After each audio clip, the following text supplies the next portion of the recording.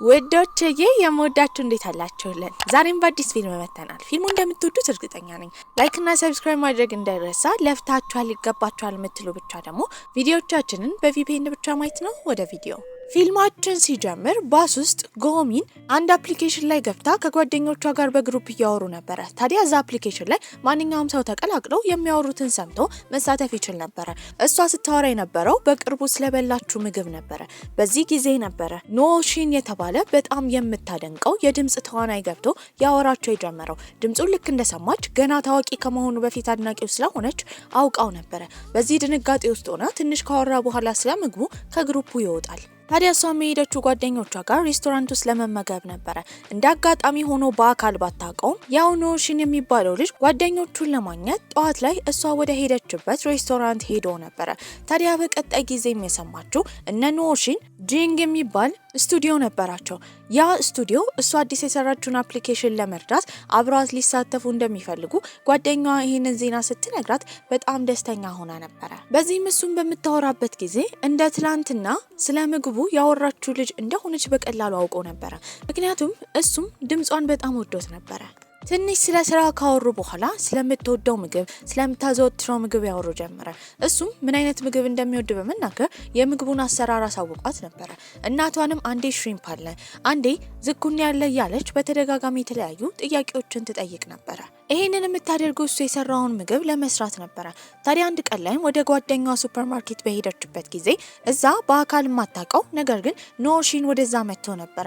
በድምጹ በቀላሉ ስለሚታወቅ ውጪ በሚወጣበት ጊዜ አያወራም ነበር። ታዲያ በምልክት ብቻ ነው የሚፈልገውን ነገር የሚናገረው። እሷም እንዳየችው በውበቱ ተገርማ ነበር። ልጁ ላይ እንደፈዘዘች ያየው የሱፐርማርኬቱ ኃላፊ ጓደኛዋም ወዲያው የእሷን ዘፈን ነበር የከፈተው። ያንን ድምጽ በእርግጠኝነት ኖሺን ያውቀው ነበር። አርቲስቱ ግን ማን እንደሆነ አያውቅም ነበር። ታዲያ እሱም ከዛ ወጥቶ ሄደው ወደ ትክክለኛ ስራው ነበር። ትክክለኛ ስራው በጣም ታዋቂ የልብ ስፔሻሊስት ዶክተር ነበር። ታዲያ በቀጣይ ጊዜ እሷና ጓደኞቿ ኖሺንን ላይቭ አስገብተው ለማውራት ተዘጋጅተው ነበር። በዛ ሰዓት እሱ ሲያስተምራቸው የነበረው እንዴት በድምጻቸው ስሜትን መግለጽ እንደሚችሉ ነበር። በዚህም የአንድ ትወና ክፍል የሆነውን የገጸ ባህሪ ድርሰት በማንበብ ለእሷ እንደሚወዳት እየነገራት ነበር። በዛ ንግግር ውስጥ ፈዛ ነበር የቀረችው። በዚህም በንግግር ውስጥ እውነታን የሚያንጸባርቅ ስለሆነ ጓደኛዋ ራሱ እውነት ኖሺን ጎሚንን እንደሚወዳት እንደሚያስታውቅ እየነገረቻት ነው። ታዲያ ከዛ ላይፍ ከወጡ በኋላ በቀጣይ ቀን የሷ አካውንት ቫይራል ወጥቶ ነበር።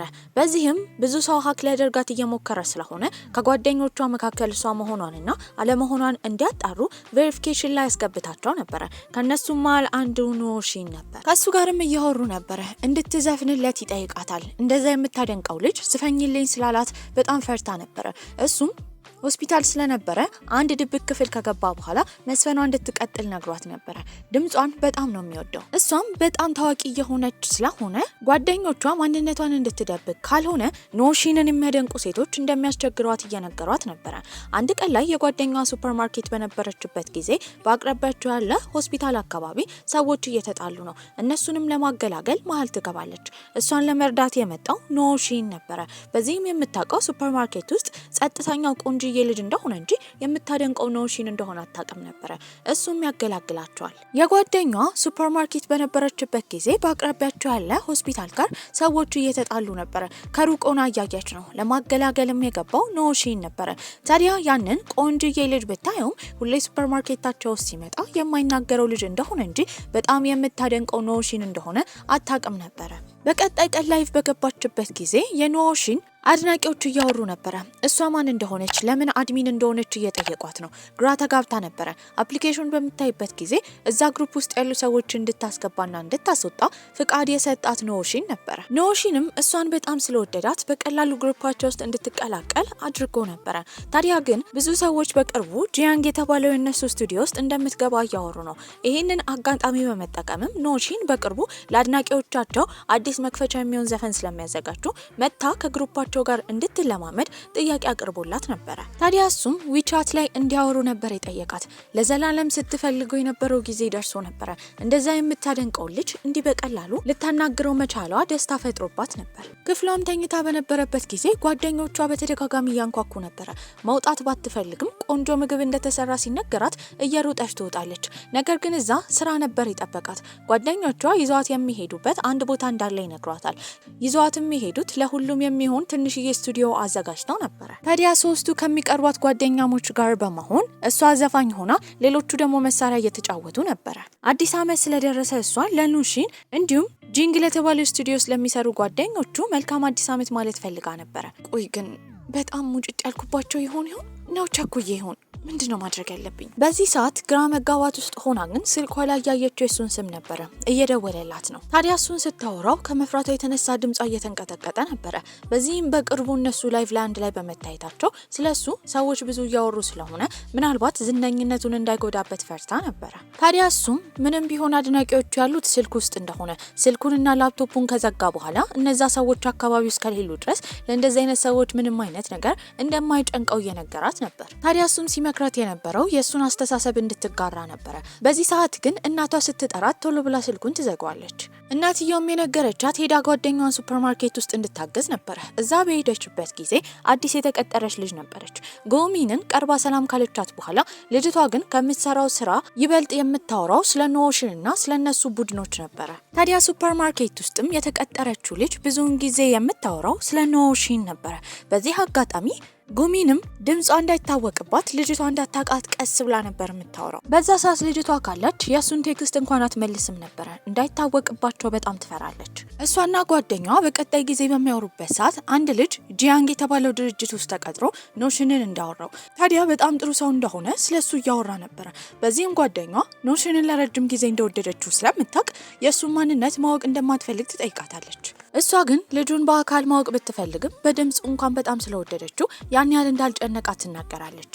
በዛ ሰዓት ቴክስት ነበር የላከላት። የነገራትም ከዚህ ቀደም ምግብ እንዲሰራ የነገረችው ምግብ ሰርቶ በጣም እንደወደደውና እሷን እንደሚያስታውሳት እያሳወቃት ነበረ።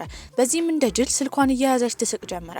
ወዲያው ግን ራሷን መመለስ እንዳለባትና በምናቧ የፈጠረችውን ዓለምና ትክክለኛውን መለየት እንዳለባት ምንም ቢሆን የስራ ባልደረቦች እንጂ ከዛ በላይ ግንኙነት በመካከላቸው እንደማይኖር ራሷን ለማሳመን እየሞከረች ነበረ። እሱም በኋላ ወደ ስቱዲዮ እንድትመጣ ነበር የነገራት። ከሄደችም በኋላ እዛ ያሉ ጓደኞቹን አንድ ባንድ እየተዋወቀች ነበረ። በዚህ መሀል ግን እሱ እንደሌለ እርግጠኛ ነበረች። ምክንያቱም ሁሉም ስማቸውን አስተዋውቋት ነበረ። በዚህም ያመጡት ሀሳብ አሁን ጥሩ ስሜት ላይ ስለሆኑ ዘፈን እንድትዘፍን ነበር የጠየቋት። ታዲያ እሷም ስቱዲዮ ውስጥ ገብታ መስፈን ጀመረች። በዛ ሰዓት ግን ከተዋወቀቻቸው ሌላ አንድ ልጅ መጥቶ ነበረ። በእርግጠኝነት ኖሺን እንደሆነ አውቃ ነበር። ታዲያ እሷም እንዳየችው በጣም ደንግጣ ነበረ። ሁልጊዜ ላይ በአይምሮዋ የምትስለው ልክ እሱን ስታገኘው የሚሰማትን ስሜት አሁን እየተሰማት ነበረ። ፊትለፊቱም ቀርባ በነጻነት ለማውራት ብትሞክርም እሱ ከዚህ ቀደም ሱፐርማርኬት ውስጥ ተገናኝተው እንደነበረ ካሳወቃት በኋላ እንድታስታውስ ረድቷት ነበረ። ጓደኞቻቸውም እነሱን እያዩ በቅርቡ የፍቅረኛሞች ቀን ስለሆነ አንድ ላይ ዘፈን እንዲዘፍኑ እየገፋፏቸው ነበረ። በዚህም ቆንጆ ዘፈን ተባብረው ይዘፍናሉ። ወደ ቤት ሊሄዱ ሲሉ ግን ቦርሳዋ እንደከበዳት የተረዳው ኖሽን ምንም ሳይጠይቃት ቦርሳሽን ሊያዝልሽ ይላታል። ወደ ዶርማም ሊሸኛት ነበረ። ከዛ በፊት ግን አንድ ላይ ምግብ እንዲበሉ ነበር የጠየቃት። በዛ ሰዓት በጣም ፈርታ ነበረ። ይሄ ለዘመናት ስትመኘው የነበረው ነገር አሁን ነፍስ እየዘራ ነው። ቁጭ ብለውም አንድ ላይ ምግብ ይመገቡ ጀመር። ታዲያ እሱም ምግቡን እየበሉ ምግቡ ከምን እንደተሰራ እንደምታውቅ፣ በምን አይነት መንገድ ቢሰራስ እሷ እንደምትወደው እየጠየቃት ነበረ። ነገር ግን ለረጅም ሰዓት ስለ ምግብ እንዳወራ በተረዳበት ጊዜ ይቅርታ ይጠይቃታል። እሷ ግን ሁል ጊዜ በቻት በሚያወሩበት ጊዜ ስለ ምግብ ስለሚነግራት በዛ እየተጠቀመች ብዙ ምግቦችን እንደሰራችና ተመገበች ስታሳውቀው ይሄ የጅል ሀሳቡ ሁሌ መጥፎ ነው ብሎ ቢያስብም ለሆነ ሰው እንደጠቀመ ነበር የተረዳው። በቀጣይ ቀን ወደ ሱፐርማርኬቱ ነበር የሄደው። በተደጋጋሚ እሷ እንድታየው እየተመላለሰ ነበረ። ይህንን በመረዳትም እሷ ቆንጆ ምግቦችን ከመረጠችለት በኋላ ሆስፒታል የሚያደር ከሆነ እንደሚጠቅመው ትነግረዋለች። ያኔ ግን የመጣው እሷ ጓደኛ ነበረ። ከዚህ ቀደም ቆንጆ ነው ብላ ስትሽኮረመምለት የነበረው ዶክተር እሱ እንደሆነ ይጠይቅ ጀመረ። በዚህም እሷ ከማፈሯ የተነሳ ልጁ ጓደኛዋ ብቻ እንዳልሆነ ታዲያ ዘመዷ እንደሆነና እሱ የሚያወራውን ነገር እንዳይሰማ ለኖሽን እየነገረችው ነበር። ታዲያ እሷም ቤተሰቦቿ ውስጥ ብዙ ወንዶች እንዳሉ ከወንዶቹ ሁሉ ትንሹ እሱ እንደሆነ እየተናገረች ነበረ። በዚህ መሀል እሱ ፈገግ ብሎ ያያት ነው። ትርፍ ሰዓት ካላት አብረው ወክ እንዲያደርጉና ሻይ እንዲጠጡ ይጋብዛታል። ፊቷ ቀልቶም ቢሆን ትከተለው ጀመረ። ታዲያ እሱም በቀጣይ ቀን ቴክስት ይልክላታል። በ14 እንዲገናኙ ነበር የጠየቃት። እሷም ካላንደሯን ካየች በኋላ ምንም አይነት ስራ ስለሌላት ተስማምታ ነበረ። ነገር ግን ከትንሽ ቆይታ በኋላ ያስተዋለችው ያ ቀን የፍቅረኛሞች ቀን እንደሆነ ነበረ። በዚህም እሷ ልክ እንደ ፍቅረኛ እንዳያት ማሰብ ብትፈልግም ይሄ ነገር በመካከላቸው እንደማይፈጠር እርግጠኛ ነበረች። በተባለው ቀንም ከሱ ጋር ይገናኛሉ። ታዲያ አብረው ወክ እያደረጉ ወደ ፌስቲቫሉ ነበር የሄዱት። ፌስቲቫሉን የሞሉት ፍቅረኛሞች ነበሩ።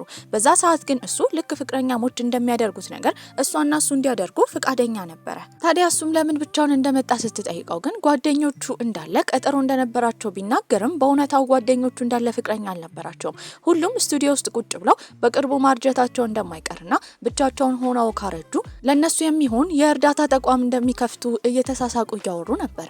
እነሱ አብረው ፎቶ ሲነሱ ፊኛ ሲይዙ ታዲያ አቅፎ ፎቶ ሲያነሳት ግን በዛ ሰዓት በጣም እየደነገጠች ነበረ።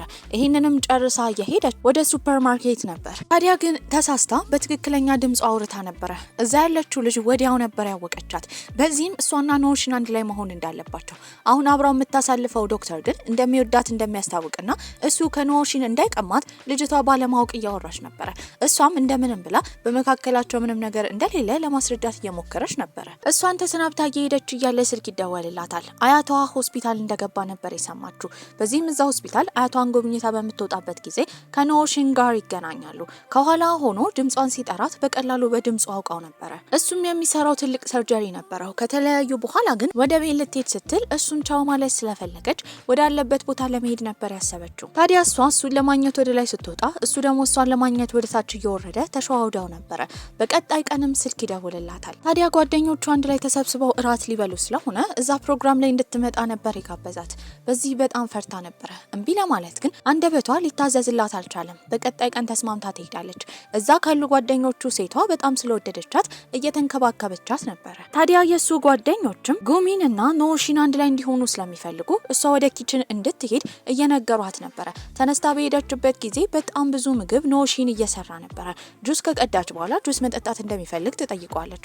እሱም እንደሚፈልግ ነገር ግን እጁ እንደቆሸሸ ሲነግራትም ራሷ እያጠጣችው ነበረ። በዛ ባህል በጣም ፈርታ ነበር። ታዲያ እሱም በፈገግታ እየተመለከታት ነበረ። በአሁኑ ግን ዝም ማለት አልፈልግም። ስራውን ከጨረሰ በኋላ በጣም እንደሚወዳትና ፍቅረኛው እንድትሆን ነበር የጠየቃት። ይሄ ነገር በጣም አስደንጋጭ ነበረ። ገና ከመተዋወቃቸው እንዲህ ነገሮች ይፈጥናሉ ብላ አላሰበችም ነበረ።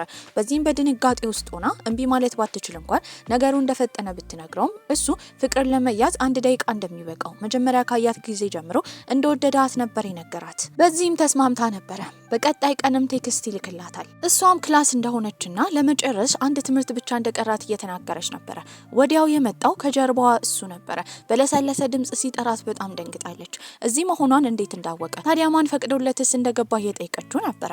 እሱም የትኛውን ቦታ መግባት እንደሚችል ነበር የነገራት። በዚህም እዛ ትምህርቷን ከጨረሰች በኋላ አንድ ላይ ወደ ካፍቴሪያ ሄደው ምግብ ይመገባሉ። እንዴት ትምህርት ቤት እንደሆነች ከመናገሯ በፊት ስለመጣ እንዴት እንዳወቀ ስትጠይቀው ስኬጁሏን ቼክ እንዳደረገ ይነግራታል። ታዲያ ግን በልተው ከጨረሱ በኋላ ቶሎ መሄድ እንዳለባት ያላትን ትንሽዬ ስቱዲዮ የምታጸዳው ዛሬ እሷ እንደሆነች ትናገራለች።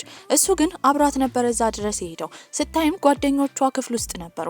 በዚህ ማንሾካሽኳ ቀስ ብላ እሱ ኖሽን እንደሆነ እንዳይናገርና ዶክተር እንደሆነ ብቻ እንዲያሳውቃቸው ነበር የነገረችው። እሱም ይስማማል። ታዲያ አብራት ሆኖ ያጸዳ ጀመረ። ጓደኞቿም እሱን ፍዝዝ ብለው እያዩት ለዘመናት ስታደንቀው የነበረው ኖሽን የሚባለውን ልጅ ትታ ከዚህ ዶክተር ጋር እንድትሆን ቆንጆ እንደሆነ እየነገሯት ነበረ። ጨርሰውም ከዛ ከወጡ በኋላ ለምን ማንነቱን እንዲደብቅ እንዳስገደደችው እየጠየቃት ነበረ። እሷም ስትናገር የነበረው አሁን ፍቅረኛሞች ቢሆኑም መለየታቸው እንደማይቀር፣ ታዲያ ለጓደኞቿ እውነቱን ከተናገረ ምናልባት እነሱ ስለሚያውቁት እሱ ደግሞ ማንነቱን መደበቅ የሚፈልግ አይነት ሰው ስለሆነ ችግር ውስጥ እንዳይገባ እየነገረችው ነበረ። በዚህ ንግግሯ በጣም ተገርሟል። ታዲያ ግን ከሷ ጋር ፍቅረኛ የሆነው ለመለየት እንዳልሆነ በመካከላቸው እንደነ ነገር እንደማይፈጠር ነበር የነገራት። በዚህም ትደነግጥና ሁሉ ጊዜ ባይምሮ ያለውን ነገር ሳታብሰለስል ቶሎ የምታወራ አይነት ልጅ ስለሆነች ይቅርታ ትጠይቋለች። ታዲያ እሷም ይሄ ሁሉ ፍርሃት በመካከላቸው የተፈጠረበት ምክንያት ብዙ አድናቂዎች ስላሉት በአድናቂዎቹ እንዳይጎዳ ስለምፈራ እንደሆነ ትናገራለች። እሱም ችግር እንደሌለው ከነገራት በኋላ ወደ ዶርም ስለሸኛት ስትገባ ቴክስት እንድታደርግለት ያሳውቃታል። ታዲያ ያን ቀን ቴክስት ካረገችለት ጊዜ ጀምሮ በቀጣይ ቀን ቴክስት አላደረገላትም። በዚህ በጣም ተጨንቃ ነበረ። እስከ ማታ ጠበቀችው። አሁንም ቴክስት አላደረገም። በዚህም ስትደውልለት ድምጹ በጣም ቀዝቅዞ ትኩሳት እንደያዘው እየነገራት ነበረ። ታዲያ ጉንፋንም ነበረበት። በዚህም ስለፈራሽ ቀጥታ እሱ ቤት ነበር ሄደችው። እንደምንም ብሎ ከአልጋ ተነስቶ በር ይከፍትላታል። ከዛም እሷ ወደ ውስጥ ገብታ ምግብ ነበር የሰራችለት። ምንም ያህል ዶክተር ቢሆንም ስለ በሽታው ጸባይ እንደሚያውቅ ውጪ ሆና እንድትጠብቀው እስኪሻለው ቢጠይቃትም እሷ ግን በተደጋጋሚ እየመጣች ትኩሳቱን እየለካችለት ነበረ። በመጨረሻም ውጪ ቁጭ ትላለች። በመጨረሻም ሳሎን ቤት ቁጭ ትላለች። በዛ መሃል ግን እንቅልፍ ወስዷት ነበረ። ታዲያ ምግብም ከሰራች በኋላ ከትንሽ ቆይታ በኋላ እሱን ለማግኘት ወደ ክፍሉ ገብታ ነበረ። በዛ ጊዜ እንደ ድንገት ጸጉሯ የተያያዘው ከሱ ሰዓት ጋር ነበረ። ቀስ ብሎ እንደሚያላቅቅላትና ወደ እሱ እንድትቀርብ እየነገራት ነበረ። በዚህ መሃል ጓደኛው ነበር የመጣው። በተደጋጋሚ እያሳለ ነበረ። በር የተሰራው ሊዘጋ እንደሆነ እንዲህ አይነት ሁኔታ ውስጥ ሆኖ በሩን መዝጋት እንደነበረባቸው ቢናገርም እሷ ከመደንገጣ የተነሳ ጸጉሯን ነሽታ ነበረ ካልጋው ላይ እየተነሳችው። ታዲያ እሱም ስላመመው ከጓደኛው ጋር በመሆን ምግብ ለመስራት ወደ ኪችን ሄዳ ነበረ። እሱ በዛ ሰዓት ሲነግራት የነበረው ጂያንግ የተባለው ስቱዲዮ ከዚህ ቀደም አንድ ሰውዬ ወሬ ያስነስቶበት እንደነበረ፣ ወሬው የሐሰት ቢሆንም ከብዙ ተከታዮቻቸው ነቀፌታ እንዳገኙ።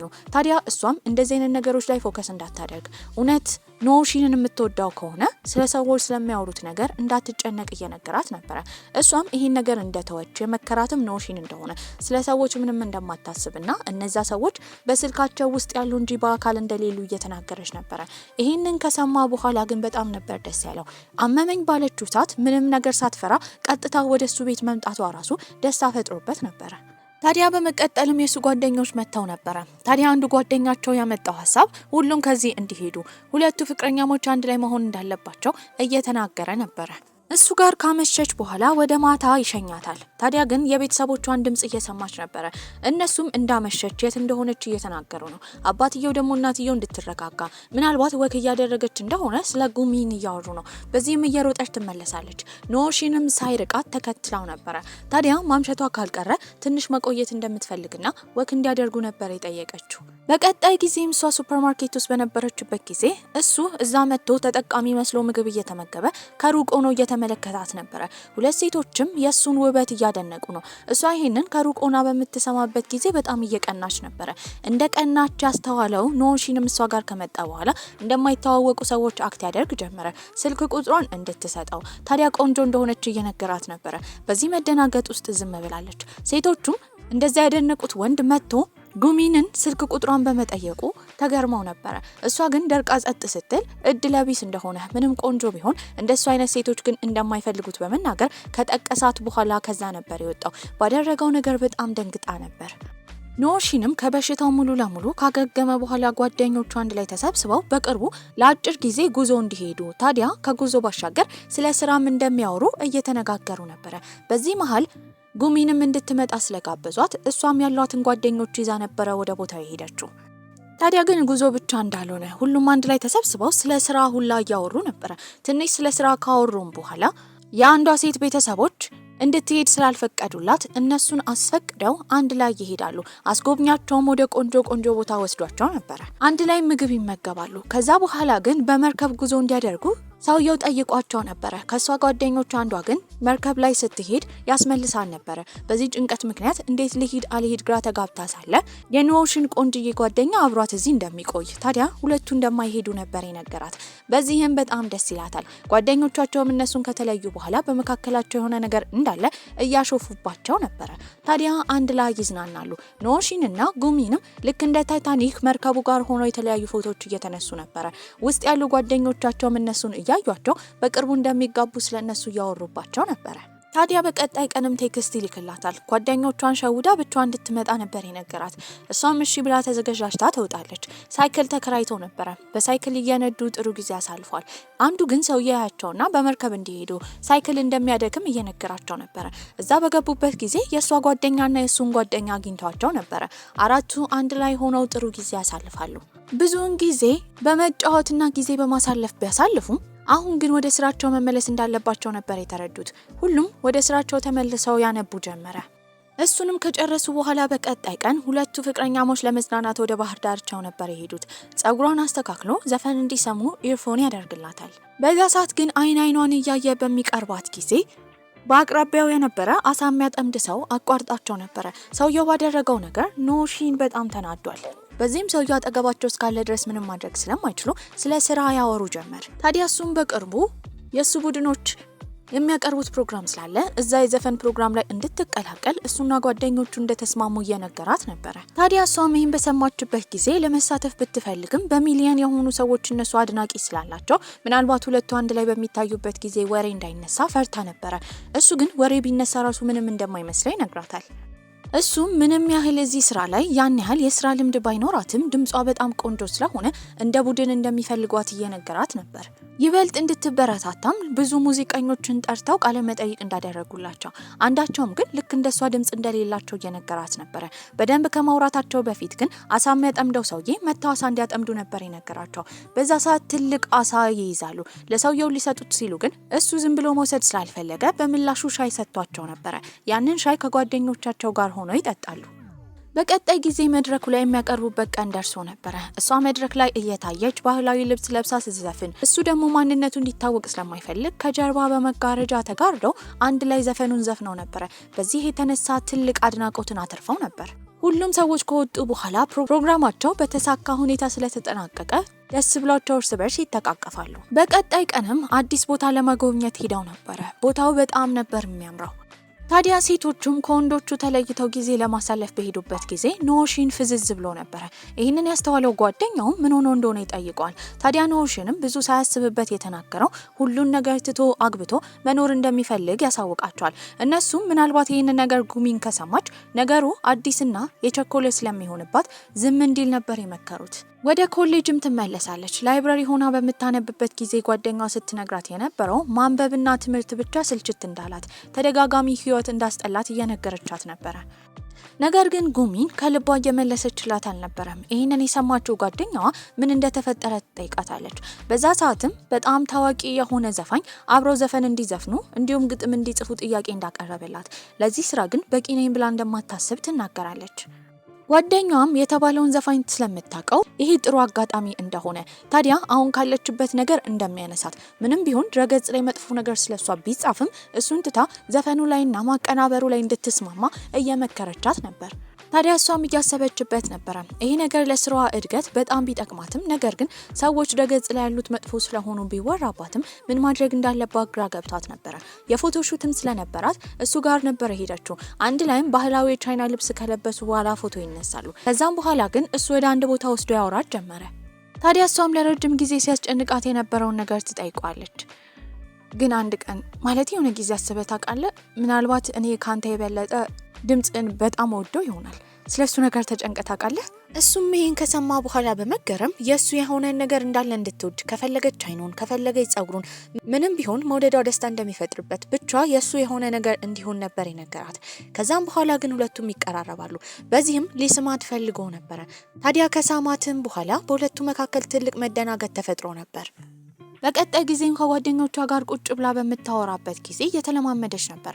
እነሱም ለምን ስላላት የፍቅር ህይወት ፖስት እንደማታደርግ እየጠየቋት ነው። ከሱ ጋር ከተጣበሰች ጊዜ ጀምሮ ከሶሻል ሚዲያ እንደራቀች፣ አድናቂዎቿም ስለሷ እንደተጨነቁ እየነገሯት ነበር። እሷ ግን እንደዚህ ፖስት የማድረግ ባህልን እንደረሳችና ምን ብላ ፖስት ማድረግ እንዳለባት ራሱ እንደማታውቅ እየተናገረች ነበር። ታዲያ ጓደኞቿም ይሄን ከሰሙ በኋላ ሁለቱ እርስ በርስ መሆን ያለባቸው እንደሆኑና በጣም ደስ እንደሚሉ እየነገሯት ነበር። በሌላ በኩል ኖሺን ደግሞ በሁለቱ መካከል በተፈጠረው መቀራረብ ምክንያት እንቅልፍ እንኳን መተኛት ከብዶት ነበር። ጓደኞቹም አኳኋኑን ካስተዋሉ በኋላ በቅርቡ ማግባት እንዳለበት ካልሆነ ግን ጓደኛቸውን በእብደት ሊያጡት እንደሆነ እየተነጋገሩ ነበር። በቀጣይ ቀንም እሷ ቁጭ ብላ ሳለ መልእክት ነበር የተላከላት። ከዚህ ቀደም መዝፈን ስለምትችል ያንን ድምጿን ከቀዳች በኋላ ለአንድ ዘፋኝ ልካላት ነበር። ታዲያ ልጅቷም በአቅራቢያዋ እንዳለች እየነገረቻት ነው። መገናኘት ስላለባቸው ጉሚንም ቦታ ብትመርጥም ልጅቷ ግን በአቅራቢያው እንዳለች፣ ታዲያ እሷ ያለችበት ሱፐርማርኬት አካባቢ ያለው ሆስፒታል ውስጥ እንደምትሰራ ነበር የነገራቻት። በዛ ጊዜ እዛ ሆስፒታል ውስጥ በተመሳሳይ ሁኔታ ኖሺን ስለሚሰራ እቺ ዘፋኝ የተባለችውን ሴት ለማግኘት በጣም ፈልጋ ነበረ። በዚህም የተሰጣትን አቅጣጫ በመጠቀም ወደ ሆስፒታሉ በመሄድ ልጅቷ ያለችበት ፎቅ ላይ ትወጣለች። ከልጅቷ ጋር ስትገናኝ ከዚህ ቀደም በተደጋጋሚ ከኖሺን ጋር ስትቀራረብ ያየቻት ልጅ ስለሆነች በውስጧ የቅናት ስሜት ተፈጥሮ ነበረ። ታዲያ ልጅቷን ቁጭ ካደረገቻት በኋላ በትርፍ ጊዜዋ ዘፋኝ እንደሆነች፣ ትክክለኛ ስራዋ ግን ዶክተር እንደሆነ፣ ታዲያ ኖሺን ደግሞ ዘመዷ እንደሆነ ትናገራለች። ይሄን በሰማችበት ጊዜ ጉሚን ሲቀና የነበረው ልቧ ይረጋጋ ጀመረ። ዶክተሯ የማህፀን ሐኪም ነበረች። በዚህ ጊዜ እነሱ ዘመዳማቾች እንደሆኑ ግን ለማንም ለመናገር ፍቃደኛ እንዳልሆኑ እየነገረቻት ነበር። ታዲያ እቺ ልጅ አውርታ በወጣችበት ጊዜ ደግሞ የተገናኘችው ከኖሺን ጋር ነበር። እንዳጋጣሚ ሆኖ ሁለቱ እያወሩ ደግሞ የሷ እናትና እርጉዝ የሆነችው ያክስቷ ልጅ አንድ ላይ ነበሩ። ታዲያ እናትየውም ከወንድ ጋር ስታያት የነበረችበት ቦታ ደግሞ የማህፀን ምርመራ የሚደረግበት ቦታ ስለሆነ ልጇ እርጉዝ እንደሆነች ነበር ያሰበችው። በዛ ጊዜ እንደተደናገጠች የተረዳው ኖሺንም እናትየው ጋር ቀርቦ ራሱን ያስተዋውቃል። ታዲያ እሱ የልብ ሐኪም እንደሆነ እዛ የመጣችው ደግሞ ጉሚን ለመመርመር እንዳልሆነ ይናገራል። በዚህ ጊዜ እናትየው በጣም ደስ ብሏት ነበር። ታዲያ አንድ ላይ ቁጭ ብለው እየተመገቡ እያለ ግን እሱ ለእናትየው ሻይ ከቀዳላት በኋላ ጉሚን ፍቅረኛው እንደሆነች እሷን የማግባት ትልቅ ሀሳብ እንዳለው እየተናገረ ነበር። በዚህ ንግግር በስርዓቱ በስራው ደግሞ እናትየው በጣም ስለወደደችው ለልጇ ተመኝታው ነበር። በቀጣይ ቀንም እሷ ሱፐርማርኬት ውስጥ ነበረች። ቻይና ከተማ ውስጥ ከባድ ዝናብ እየዘነበ ነው። ከዝናቡ የተነሳ መስታወትን የሚሰብሩ በረዶች እንዲሁም ከባድ አውሎ ንፋስ ተነስቶ ነበር። በዛ ሰዓት ቤተሰቦቿ ተጨንቀው ይደውሉላታል። ደህና እንደሆነች ሊፈልጓት ሊመጡ እንደሆነ ትናገራለች። በዚህ ሰዓት መኪና መንዳት ግን ጥሩ ስላልሆነ እሷ ደህና ስለሆነች ውስጥ እንደገባችና እንደተቀመጠች ምንም እንዳልተፈጠረ እየተናገረች ነበር። በተመሳሳይ ሰዓት ደግሞ እሱ ቴክስት ይልክላታል። እያወራች እያለ የት እንደሆነች ሲጠይቃትም እሷ ያለችው ቤት እንደሆነ ተናግራ ነበር። ይህንን ያደረገችው እንዳይጨነቅ አስባ ነበር። እሱ ደግሞ እሷ የምትሰራበት ሱፐርማርኬት አቅራቢያ ጓደኛ ስላለው ሄዶ ወደ ሱፐርማርኬቱ እንዲያይ ብቻዋን አንዲት ሴት ካለች ይጠይቋል። ልጁም ኖሺን በተደጋጋሚ ስላስገደደው በዛ ዝናብ እየተጣደፈ ከወጣ በኋላ እሷ ሱፐርማርኬት ገብቶ ነበር። ደህና መሆኗን ይጠይቃታል። የምፈልገው ነገር ካለ እንድትመጣ አሳውቋት ነበር። ታዲያ በመቀጠልም የነገረው ለኖሺን ሱፐርማርኬት ውስጥ እንዳለች ነበር። እሷም የሱ ጓደኛ እንደሆነ ስለገባት ኖሺን ደግሞ በዛ ሰዓት የነበረው ሆስፒታል ስለሆነ ልክ እንደከፋትና ብቻዋን እንደሆነች በምን እንዳወቀ እየጠየቀችው ነበር። እሱ ደግሞ ከድምጿ ስሜቷን መረዳት እንደሚችል ይነግራታል። እንደዛ አውሎ ንፋስም ቢኖር በአቅራቢያቸው ስለሆነ ሱፐርማርኬቱ እሷን ለማግኘት ከመምጣት ወደ ኋላ አላለም ነበር። ሱፐርማርኬት ውስጥም ሆና እሱ ጋር በምትሄድበት ጊዜ ሊጠቅማት የሚችሉ ምግቦችን ከመረጠች በኋላ ቆላልፈው ያሄዱት እሱ ሆስፒታል ውስጥ እንድታርፍ ነበር። ታዲያ ዶክተሮች ከስራ ሺፍት በኋላ ወደሚያርፉበት አልጋ ክፍል ከወሰዳት በኋላ እንድትተኛ ይነግራታል። ጧት ላይ እዛ ተኝታ ሳለ የሱ ጓደኛ በሩን በተደጋጋሚ አንኳኳል። አንዷ ነርስም ወደ ውስጥ እንዳይገባ እየጠየቀችው ነበር። ያኔ መታ የከፈተችው ጉሚን ነበረች። ዶክተሮቹ ስላዩት ግን በጣም አፍራ ነበር። ታዲያ ትንሽ ያሸልባታል። ድጋሚ ደግሞ በር ይንኳኳል። የመጣው ግን ኖሺን ነበር። እሱም በጣም እንደደከመው መተኛት እንደሚፈልግና አብሯት እንደሚተኛ ነበር የነገራት። በዚህ ሰዓት በጣም ታፈር ጀመረ። ነገር ግን እንደዛ ማለቱ እንዳልሆነ አጠገቧ ያለው አልጋ ጋር እንደሚተኛ እየነገራት በማሰቧ ግን እያሾፈባት እዛው ይተኛል። ታዲያ እሱም ወደ ቤቷ ነበር የሸኛት። በቀጣይ ቀንም እሱ ከጓደኞቹ ጋር ቁጭ ብሎ ሳለ ለአመታት ሲያብሰለሰለ የነበረውን ነገር ይናገራል። ከዚህ በኋላ ዘፈን እንደማይዘፍንና ራሱን እንደሚያገል ነበር የተናገረው። ይህንን የሰሙ ጓደኞቹ በጣም ይደናገጡ ጀመረ። ግማሾቹ ቀልድ መስሏቸው ሻይ ለማምጣት ወጥተው ሁላ ነበረ። በዚህ መሀል ግን እሱ ሲናገር የነበረው ሙሉ ለሙሉ ሊርቃቸው እንዳልሆነ በማቀናበርና በፕሮዳክሽን እንደሚሰራ ነገር ግን ከዚህ በኋላ እንደማይዘፍን እየተናገረ ነበረ። ይህንን የሰሙ ጓደኞቹ ቡድኑን አንድ ላይ ስላሰባሰበና እስከዚህ እንዲደርሱ የረዳቸው እሱ ስለሆነ ከዚህ ነገር መራቁ ቢያስከፋቸውም ምንም ማድረግ ስለማይችሉ ውሳኔውን ሊደግፉት ነበር ያሰቡት።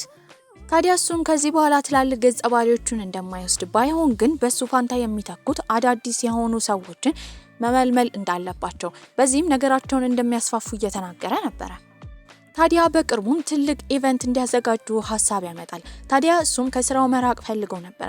በዚህም እሷ ትመጣና ከዛ ቦታ ይዛው ትሄዳለች። ታዲያ እሷም ድረገጽ ላይ ተለጠፈውን እንዳነበበች በቅርቡ ሰዎች እንደሚፈልጉና እንደሚመለምሉ ታዲያ እሷ መሳተፍ እንደምትችል ትጠይቀዋለች። ታዲያ እሱ አወዳዳሪ ቢሆን ኖሮ መጀመሪያ እንደሚቀጥራት ነገር ግን የማወዳደሩን ስራ የሚሰራው ጓደኛው ስለሆነ እሷ ማሳለፍ እንደማይችል ማወዳደር ከፈለገች ግን እንድትወዳደር ነበር የመከራት። እሱም ካሁን በኋላ ዘፋኝ እንደማይሆን ስለተረዳ እሷ ደግሞ ድምጹን ለረጅም ጊዜ ስታደንቀው ስለነበረ እሱ ዘፋኝ ባይሆን እሱን ትወደው ይሆን ትጠላው ይሆን ይጠይቃት ጀመረ። ምክንያቱም አሁን መሆን የሚፈልገው ዶክተር ብቻ ነበር። ታዲያ እሷም ይህን ከሰማች በኋላ እንደዚህ አይነት ነገር በመናገሩ በጣም ብታዝንም ያሳወቀችው ነገር እሷ የወደደችው ማንነቱን እንደሆነ ከሚሰራው ስራ ምንም አይነት ነገር ግንኙነት እንደሌላትና ከዚህ ቀደም ያደነቀችው በድምጹ ቢሆንም አሁን ግን ከሱ ፍቅር እንደያዛት ነበር የተናገረችው። ታዲያ እሱም ለረጅም ጊዜ በሚዘፍንበት ሰዓት ብዙ አድናቂዎች እንደነበሩት በዚህ የተነሳ ከማንነቱ ይልቅ ሰዎች ድምጹን እንዳይወዱት እንደሚፈራ እየተናገረ ነበር። ታዲያ እሱም ለብዙ ጊዜያቶች ይህን ነገር መደበቁ አስገርሟት ነበረ። ከዚህ ቀደም ስታሾፍበት እንደነበረ እንጂ ማንነቱን እንደምትወደው ትነግሯለች። ነገር ግን ሙሉ ለሙሉ ዘፈን የማቆም ሀሳቡ እውነት እንደሆነ ስትረዳ በጣም አዝናለት ነበረ። እሱም የሚያቆምበት ሁለት ምክንያት እንዳለው፣ አንዱ በራሱ ፈልጎ እንደሆነ፣ ሁለተኛው ግን አዲስ ለሚመጡ ዘፋኞች እድል ለመስጠት ትልቅ ፍላጎት ስላለው እንደሆነ ይነግራታል። አንተ የፈለግከው ማድረግ ትችላለህ፣ በዚህ ጉዞ ደግሞ እኔ አጠገብህ ነኝ። እኔም አንድ ቀን ላይ ዘፋኝ የመሆን እድሌን በማጣበት ጊዜ ያናንተ አብረኝ ትሆንልህ። እሱም ለዘላለም አብሯት እንደሚሆን እየነገራት ነበር። በዚህ መሃል ግን ከማዘኗ የተነሳ ከዓይኗ እንባ እየፈሰሰ ነበረ። በዚህም እሷን አሳዝኖ እንድታለቅስ በማድረጉ ራሱን እየወቀሰ ነበረ። ታዲያ እሷም ታቅፈዋለች። በሱ ምክንያት ምንም እንዳልተፈጠረና እሷ አጠገቧ ስላለ ግን ደስተኛ እንደሆነች እየነገረችው ነበር። ታዲያ ለመሰናበቻ የሚሆንም ትልቅ ለመጨረሻ ጊዜ መድረክ ላይ የሚዘፍነው ዘፈን ስላለ ሁሉም አንድ ላይ በመሰባሰብ መድረኩን እያዘጋጁት ነበረ። እጅግ በጣም ትልቅ ዝግጅት ነበር። ታዲያ የኖሺን ቡድን የሆኑ ልጆችም መድረክ ላይ ከወጡ በኋላ እነሱ ፕሮግራማቸውን አቅርበው ዘፍነው ባህላዊ ልብስ ለብሰው ለአድማጮቻቸው ጥሩ ነገር ካሰሙ በኋላ በመጋረጃ ተሸፍነው ከኋላ ሆኖ በጣም የሚያሳዝን ዘፈን ሲዘፍን የነበረው ኖሺን ነበረ። ይሄ መድረክ ላይ የሚሆንበት የመጨረሻ ዘፈኑ ስለሆነ እሱን የሚያውቁ ሰዎች ምን ያህል ስሜታዊ እንደሚሆን ተረድተው ከመድረክ ሆነው እየደገፉት ነበረ። ከነሱ መሃል ጉሚንም ነበረች። እሷም በጣም አዝና ነበረ። ታዲያ እሱም እያለቀሰ ነበረ ሲዘፍን የነበረው። መድረክ ላይ ባደረገው ስራ በጣም ብዙ አድናቂዎቹ ይበልጥ ወደውት ነበረ። ፕሮግራሙንም ከጨረሰ በኋላ የመጨረሻው እንደሆነና በእርግጠኝነት እንደሚያዝን የተረዳችው ጉሚንም እየሮጠች ትሄዳለች። ታዲያ እሱንም ታቅፈዋለች። ለምን እንዳዘነች እየጠየቃት ነበረ። ዘፈኑ አሳዝኗት ይሆን? ይሄ የመድረክ የመጨረሻ ስራው ስለሆነ እያለቀሰች ያለችው እየጠየቃት ነበረ። እሷ ግን ዝም ብሎ እንዲያቅፋት ነበረ ስትጠይቀው የነበረው። ታዲያ እሱም እሷን ለማረጋጋት ያቅፋት ጀመረ። ድረገጽ ላይም ከዚህ በላይ እንደማይዘፍን ፖስት ተደርጎ ነበረ። ታዲያ ግን ይዛው የሄደችው ጓደኞቹ ያዘጋጁለት የመጨረሻ የመሰናበቻ ዝግጅት ላይ ነበረ። እሱም አንድ ላይ ከጓደኞቹ ጋር ሆኖ ኬክ ይቆርሳል። እሱም አሁን ያለበት ሁኔታ ትክክለኛ የህይወት ጉዞን የሚጓዝበት ጊዜ ስለሆነ ቤተሰቦቿን በስነ ስርዓት መታወቅ እንደሚፈልግ ነበር የነገራት። ከጓደኞቹ ጋር በመሆን በጣም ብዙ ስጦታዎችን ነበር የገዙት። በመቀጠልም እሷ ቤተሰቦች ጋር ይሄዳሉ። ታዲያ ቤተሰቦቿ ጋር ብዙ ወንዶች ነበሩ። የእሷን ልብ ቢጎዳ በቀላሉ ደብድበው ይገሉት ነበረ። ታዲያ እሱ ይህንን ቢረዳም ቁጭ ብሎ አጠገባቸው ያወራቸው ጀመረ። በስርዓቱ፣ በዶክተርነቱ፣ በአዋቂነቱ ስለተገረሙ ቤተሰቦቿ በቀላሉ ተቀብለውት ነበር። በመቀጠልም ጉሚን እሱን ይዛው የሄደችው ሱፐርማርኬት ውስጥ የምትሰራው የኖሺን አድናቂ የሆነች ልጅን ለማግኘት ነበረ። ልጅቷ በጣም ከፍቷታል። በዚህም እሷ ስታስብ የነበረው ኖሺን ከዚህ በኋላ ዘፈን አልዘፍንም ያለበት ምክንያት ጉሚን እንደሆነች ነበረ። ምክንያቱም አሁን የሆነችው ከዶክተሩ ፍቅረኛዋ ጋር ስለሆነ ምናልባት ኖሺን በልብ ስብራት አማካኝነት ራሱን ከድረገጽ እንዳራቀ ብታስብም ያኔ ጉሚን የነገረቻት በሚስጥርም ቢሆን እሱ ትክክለኛው ኖሺን እንደሆነ ነበረ። ያኔ ልጅቷ በድንጋጤ አይኗ ይፈጥ ጀመረ። ታዲያ ሁለቱ አንድ ላይ መሆን እንደሚገባቸው እሱን ስላወቀች ደስተኛ እንደሆነች እየተደነባበረች እየተናገረች ነበረ። በዚህም ከዚህ በኋላ እነሱን ስለምትቀርባቸው ቤተሰባቸው እንደሆነች እየተናገረች ነበረ። እነሱን በፈገግታ እያዩት ነው። ታዲያ ቀናቶችም ያልፋሉ። አሁን ለጉዞ ለመሄድ አንድ ላይ ተሰብስበው ነበረ። ከዚህ ቀደም ወደ ሄዱበት ቦታ ነበረ ሁሉም አንድ ላይ ሄዱት። ጉሚንን ኖሺን ይዟት የሄደው በአቅራቢያው ከስቱዲዮ አጠገብ እንዲሆንለት የፈለገው ትልቅ ቤት እንደገዛ። ታዲያ እዛም ለመጎብኘት ይዟት ይሄዳል። በዚህም የቤት እመቤት የምትሆነው እሷ እስከሆነች ድረስ ባለቤቱ ደግሞ እቃ መምረጥ ስላለባት የቤቱን እቃ እንድትመርጥ ነበር የነገራት። በዚህም በጣም ትደነግጥ ጀመረ። እሱም ሊያገባት እንደሚፈልግ፣ ታዲያ ይሄ ቦታ ደግሞ በጣም ስለሚያምር እዚህ የጋብቻ ፎቶቸውን እንዲነሱ ነበር የጠየቃት። በዚህ ሀሳብ ብትስማማም ነገር ግን እየቀለደ እንደሆነ ነበር ያሰበችው። ቀጥታ ሄዶ ከመኝታ ቤት ሙሽራ ቀሚስ ነበር ይዞላት የመጣው። ቀሚሱን ከወደደች ይሄንን ቦታ ልክ እንደሷ ትልቅ ቦታ ስለሚሰጠው ጥሩ ጊዜ ያሳለፉበት ቦታ ስለሆነ እዚህ ፎቶ እንዲነሱ ነበር የጠየቃት። እሷም ትስማማለች። ታዲያ ወደዛ ሲመጡ ራሱ እሱ ቀደም ብሎ ቦታውን አዘጋጅቶ ነበረ። ሙሽራ ቀሚሷን ከለበሰች በኋላ እሱም ሱፉን ለብሶ እዛ ቆንጆ ቦታ ላይ ፎቶ ይነሳሉ። ታዲያ የወደፊታቸውን እርምጃ አንድ ብለው ጀምረው ነበረ። ሁለቱም በጣም ደስተኛ ነበሩ። ጓደኞቻቸውም ለነሱ ተደስተው ነበረ። በዚህ ቆንጆ አስተላለቅም ፊልማችን እዚህ ላይ ያበቃል። ደህና ቆዩልኝ።